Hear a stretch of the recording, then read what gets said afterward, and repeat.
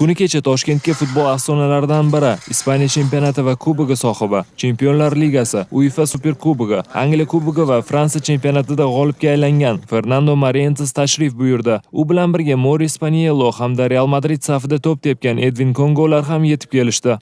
Acabamos de llegar y O'zbekistonga ilk bor keldim. Bizni yaxshi kutib olishdi. Ishonchim komilki, bu oxirgi tashrifim emas. Xalqaro Jenova loyihasi doirasida Oqtepa futbol klubi, O'zbekiston futbol assotsiatsiyasi va UzReport TV telekanali bilan hamkorlikda o'zbek futboli rivojiga hissa qo'shish niyatidamiz. Bueno, creo que Uzbekistán es un país creciendo mucho. O'zbekistonga 3-chi bor kelishim. Avval ham ta'kidlab o'tganimdek, o'zbek futboli kelajagi buyuk. Iqtidorli yosh futbolchilar ko'p. Bizning vazifamiz esa shunday futbolchilarni topib, ularni Yevropa klublariga yuborish.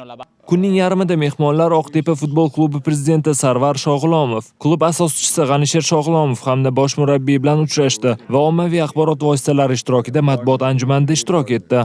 Yevropa futboli yulduzlarini yurtimizga taklif qilishdan asosiy maqsad yosh futbolchilarimizga o'zgacha motivatsiya berib, ularni namuna qilib ko'rsatishdir. Shu bilan birga maydonda qanday harakat qilish, o'zini qanday tutish kabi jihatlarni jahon futbol yulduzlaridan o'zlashtirishi muhim. O'z navbatida Fernando Morientes ham fikrlari bilan o'rtoqlashdi.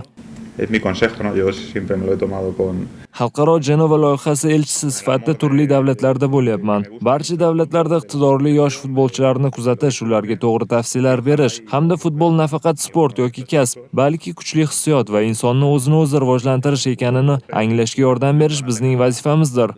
Morientesning ta'kidlashicha, bu hali boshlanishi va yaqin kelajakda o'zbek futbolida katta o'zgarishlar ro'y beradi. Eslatib o'tamiz, UzReport TV telekanali Fernando Morientes, Edwin Kongo hamda Mauricio Paniellolar ishtirokida eksklyuziv suhbat tashkil qildi. Mazkur intervyuni navbatdagi efirlarimizda kuzatish imkoniyatiga ega bo'lasiz.